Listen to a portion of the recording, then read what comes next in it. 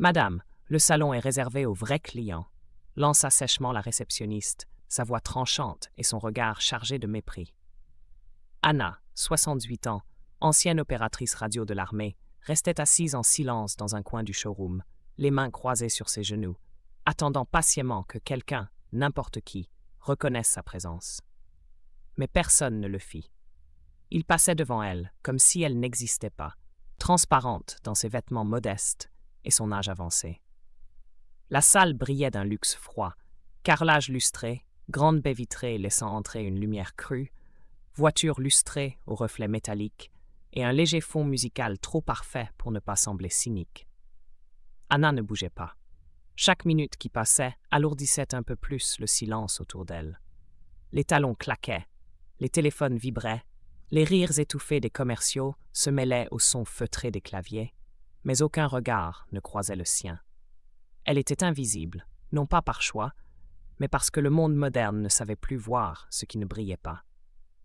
40 minutes plus tard, les portes vitrées s'ouvrirent brusquement et une voix familière résonna dans le hall comme un coup de tonnerre.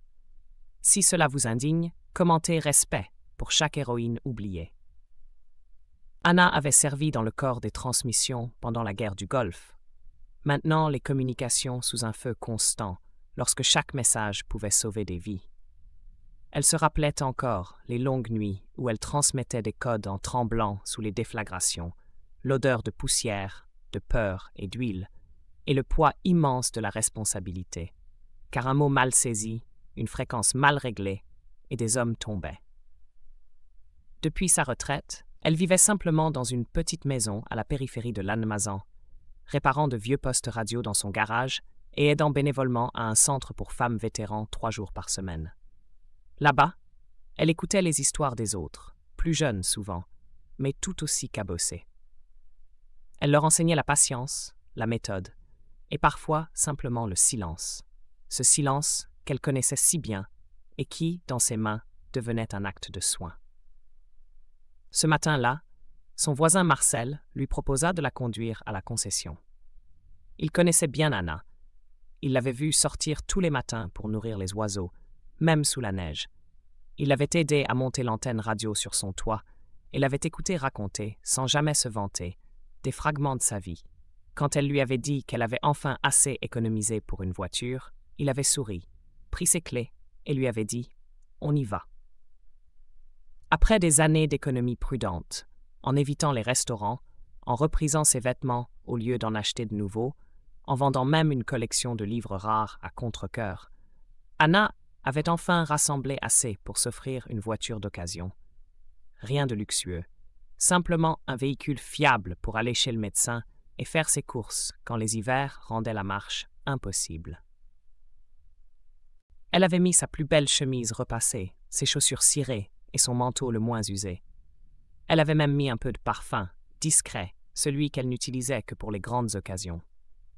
Elle avait hésité devant le miroir, touchant ses cheveux blancs, son foulard soigneusement noué, et s'était dit « Tu peux être fière, Anna ». En entrant dans la salle d'exposition, ses sols étincelants reflétaient les néons du plafond, et l'odeur de cuir neuf saturait l'air. Tout était pensé pour impressionner. Les panneaux lumineux, les écrans plats, les brochures brillantes, les voitures surélevées comme des sculptures modernes. Elle fit quelques pas, un peu intimidée mais le dos droit, et chercha un regard, une voix. Rien. Personne ne la salua. Aucun des 6 vendeurs réunis à leur bureau n'eut le réflexe de la regarder ou de lui adresser un mot. Ils étaient jeunes, bien coiffés, chemises ajustées, bracelets connectés aux poignets. L'un tapait sur son clavier sans lever les yeux, un autre riait à une plaisanterie basse voix, un troisième faisait défiler son téléphone du bout du pouce. Elle resta là, le regard doux, la bouche fermée, parce que c'est ainsi qu'on lui avait appris à se comporter. Attendre, ne pas faire de vagues, ne pas déranger. Elle trouva une place près de la machine à café et attendit, polie et digne, comme l'avaient appris les femmes de sa génération. Elle se tenait droite, malgré la fatigue dans son dos, malgré la morsure dans ses genoux. Elle souriait doucement à chaque employé qui passait, mais aucun ne s'arrêtait. Il la contournait comme l'eau contourne une pierre dans un ruisseau, présente mais insignifiante. Un jeune stagiaire l'avait frôlé en attrapant une capsule de café, sans un mot. Un autre avait fait semblant de recevoir un appel au moment précis où leurs regards s'étaient presque croisés. Le temps s'allongeait, cruel, pesant, et elle commençait à se demander si elle avait eu tort de venir. L'idée de rentrer bredouille, d'expliquer à Marcel qu'elle n'avait même pas pu parler à quelqu'un, la serrait un peu dans la poitrine. Mais elle resta. Parce qu'Anna n'avait jamais fui. Ni dans le désert brûlant de la guerre, ni dans les années de solitude, ni dans les couloirs froids de l'administration. Une jeune réceptionniste aux ongles parfaits et à la coiffure impeccable finit par remarquer sa présence et s'approcha, les sourcils froncés.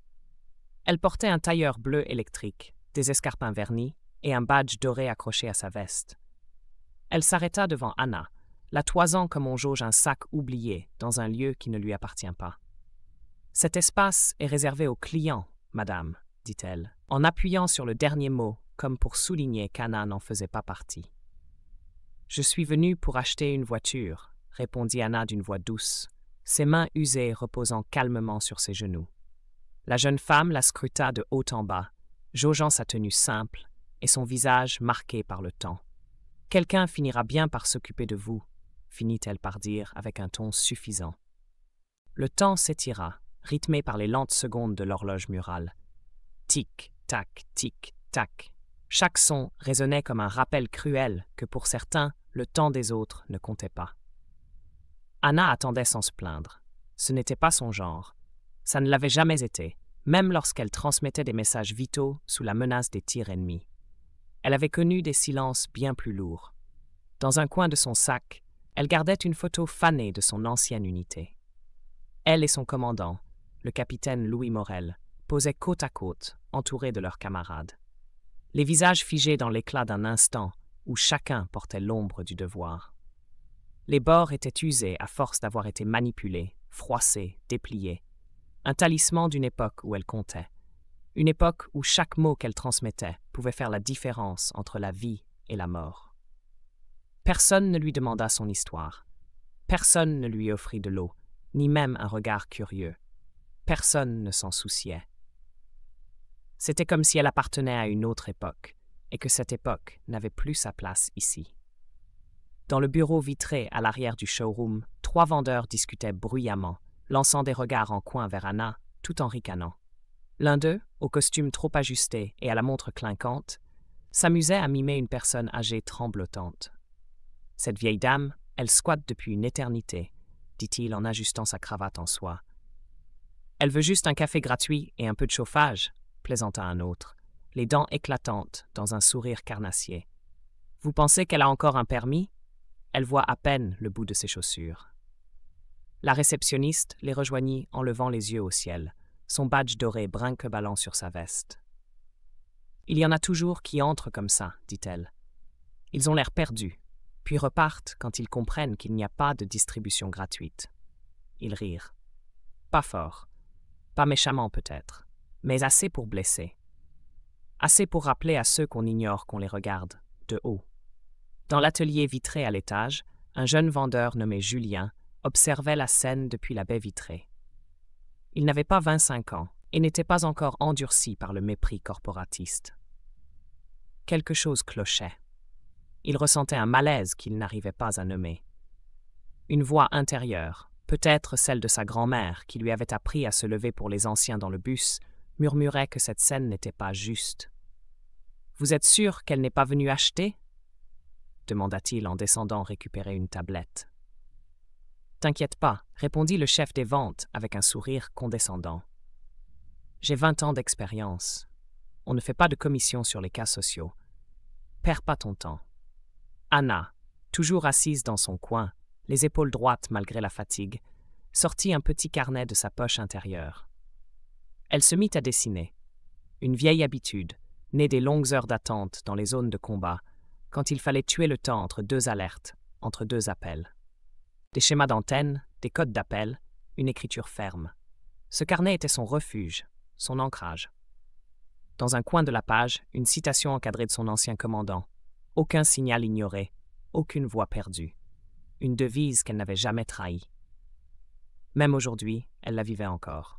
Autour d'elle, les clients entraient et sortaient, salués avec enthousiasme, servis avec empressement. Des hommes en costume, des couples jeunes avec enfants, des retraités au look plus branché. Mais elle restait là, invisible, jusqu'au moment où un étrange silence s'abattit sur la salle. Soudain, tout bruit sembla s'évanouir. Le brouhaha des ventes, les sonneries de téléphone, même le cliquetis de la machine à café. Une berline noire brillante se gara juste devant l'entrée. Les phares s'éteignirent lentement, comme si la voiture savait elle-même qu'elle était attendue. En descendit un homme à la posture droite, élégamment vêtu, dont chaque pas respirait l'autorité militaire. Manteau de laine sombre, gants de cuir, port altier. Le colonel Louis Morel, ancien commandant et aujourd'hui PDG d'une entreprise de télécommunications de premier plan. Sa réputation le précédait. Vision stratégique, leader charismatique, il avait fait la une des magazines spécialisés plus d'une fois. Il entra, son regard balayant la pièce d'un seul mouvement. Il ne perdit pas une seconde. Il scanna la salle comme il l'avait tant de fois fait dans les zones de combat, puis son regard s'arrêta net sur elle. « Sergent-chef, Anna Lambert », lança-t-il d'une voix forte, claire comme un ordre. Les conversations s'interrompirent. Les têtes se tournèrent. Une brise glacée sembla traverser la salle, malgré les portes closes. La réceptionniste eut un haut-le-corps, comme si une onde invisible l'avait percutée. « Vous la connaissez ?» balbutia-t-elle. Ces mots peinant à franchir ses lèvres soudain sèches. « La connaître », répéta-t-il, les yeux brillants. « Cette femme m'a sauvé la vie, 2 fois. Une fois avec sa radio, quand on allait être encerclé, et une autre fois en me portant, blessée elle-même, jusqu'à la zone d'extraction. » Il s'avança vers elle et lui tendit la main, mais elle se leva, droite comme une lame, et le salua d'un mouvement net. Leur poignée de main fut brève, mais elle portait le poids de décennies de respect mutuel. Le directeur des ventes se précipita, tout sourire, tentant de reprendre le contrôle de la situation. « Monsieur, nous ignorions. » « Justement, » coupa Morel d'un ton sec, implacable. « C'est bien le problème. Vous n'avez pas cherché à savoir. Vous avez vu une vieille dame modeste, et vous avez décidé que son histoire ne valait pas la peine d'être entendue. » Le silence tomba sur la salle. Il ne s'agissait pas d'un simple calme passager, mais d'un silence dense, presque sacré, comme si l'air lui-même avait suspendu son mouvement. Tous les regards étaient tournés vers le colonel Louis Morel, dont la stature et la voix avaient redéfini l'atmosphère. Le directeur général sortit de son bureau, pâle comme un linge, le front humide, ses pas hésitants trahissant sa nervosité. Il avait entendu la voix portée jusqu'à lui, avait compris que quelque chose d'irréversible venait de se produire. Le colonel sortit son téléphone d'un geste lent mais assuré. Il passa un appel bref, tranché, sans un mot de trop. Son visage ne trahissait rien, mais chaque syllabe prononcée semblait peser une tonne. Les employés n'osaient plus bouger. Même les écrans des ordinateurs paraissaient s'être figés. 15 minutes plus tard, une berline noire se gara devant l'entrée. 2 hommes en costume sombre en sortirent, leur démarche rapide et assurée contrastant avec la tension ambiante. Ils tenaient chacun un porte-document et se dirigèrent droit vers le directeur. Une conversation à voix basse s'engagea, les traits du directeur se crispant à mesure que les pages se tournaient. Les clauses étaient lues et les signatures évoquées. Son teint vira du blanc cassé au gris, puis au vert de la panique. Quand Morel se leva, les regards se braquèrent aussitôt sur lui. Tous les employés, des stagiaires aux vendeurs seniors, étaient réunis autour de la salle, certains debout, d'autres figés derrière leurs bureaux. Une tension électrique flottait. Pour ceux qui se demandent ce qui se passe, j'ai racheté la majorité des parts de cette concession, annonça-t-il d'une voix claire. À compter d'aujourd'hui, j'en suis le propriétaire. Un murmure incrédule parcourut la salle. Une assistante posa sa main sur sa bouche. Le mug du chef des ventes glissa de sa main et se brisa en 1000 morceaux sur le sol, le café se répandant comme une tache de honte. Première décision, dit Morel après un temps de silence, Anna choisira n'importe quelle voiture ici. Pas de paiement, pas de formalité. C'est le minimum pour une femme qui a permis à des dizaines de soldats de rentrer vivants. Son regard allait de visage en visage, imposant non pas par la colère, mais par l'évidence implacable de sa justice. Il marqua une pause. Deuxième décision, Chaque employé ici sera formé, dès aujourd'hui, à traiter tous les clients avec dignité et respect, ou remplacer. Il se tourna alors vers Anna, qui, malgré l'émotion, gardait une posture digne. Choisissez, sergent, ce qui vous convient le mieux. Elle hésita une seconde, rougissant légèrement. Je suis juste venue chercher quelque chose de simple, murmura-t-elle, un peu gênée. Juste pour mes rendez-vous. Alors vous aurez le véhicule le plus fiable de cette concession, répondit-il avec un sourire tendre. C'est un ordre. Julien, le jeune vendeur, s'avança, le cœur battant. Monsieur, si je peux me permettre, ce serait un honneur d'aider Madame Lambert à choisir. Il se tenait droit, comme s'il voulait réparer l'indifférence de ses collègues à lui seul. Le visage d'Anna s'éclaira. Alors faisons cela ensemble, mon garçon, dit-elle avec chaleur. Tandis qu'il s'éloignait parmi les véhicules rutilants, des murmures parcoururent le personnel. Des expressions de gêne, de surprise, mais aussi d'éveil. Le soir même, l'histoire fit le tour des réseaux. Une vidéo filmée en douce montrait le moment où Morel entrait et saluait Anna. La légende, ajoutée par un client présent sur place, disait « Elle est restée invisible pendant 1 heure. Puis, elle est devenue la personne la plus respectée de la salle. » Les partages s'enchaînèrent. Ignorée dans une concession, une vétérane honorée par son ancien commandant devenu propriétaire. Les associations de vétérans partagèrent la vidéo avec fierté. Des articles fleurirent, titrant « L'humilité d'une héroïne face au mépris ordinaire ». Le récit devint viral. Non par stratégie de communication, mais parce qu'il incarnait cette dette qu'on ne pourra jamais vraiment rembourser, mais qu'on se doit de reconnaître. Les commentaires affluaient. Mon grand-père n'a jamais eu cet honneur. Enfin, une justice rendue. Merci pour votre service, Madame Lambert. Des messages privés vinrent de militaires, de familles, de jeunes en quête de repères. Le lendemain matin, Anna arriva au volant d'un véhicule neuf. Discret, mais robuste. Une teinte sobre, des lignes épurées. À l'arrière, une petite étiquette du corps des transmissions était collée près de la plaque. Rien d'ostentatoire, juste un signe. Un code pour ceux qui savent. En entrant dans la concession, chaque employé se leva, presque instinctivement, comme on se lève dans une salle d'audience ou lors d'un hymne. Julien l'accueillit avec un café fumant. Une crème, un sucre, n'est-ce pas? J'ai demandé. Anna sourit, touchée. Vous écoutez bien. La réceptionniste, désormais en formation sur la relation client, se leva lentement de son bureau.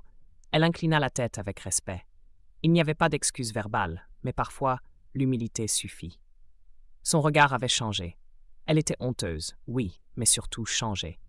Transformée. À la sortie, un jeune homme en blouson militaire s'approcha d'Anna. Il n'avait pas 20 ans. Dans ses yeux brillait une admiration sincère. « Madame, j'ai vu l'histoire en ligne. Merci pour ce que vous avez fait, à l'époque et hier. » Anna hocha doucement la tête, posant brièvement la main sur son épaule, comme elle l'aurait fait pour rassurer un jeune soldat nerveux avant une mission. « Aucune voix perdue, » murmura-t-elle. Cette phrase apparut peu après, gravée derrière l'accueil, en lettres de bronze, captant la lumière du matin.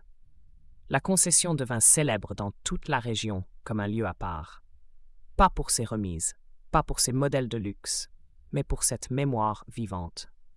Un lieu où les anciens combattants étaient honorés non par politique, mais par une leçon apprise durement. Ne jamais juger la valeur d'une personne à son apparence.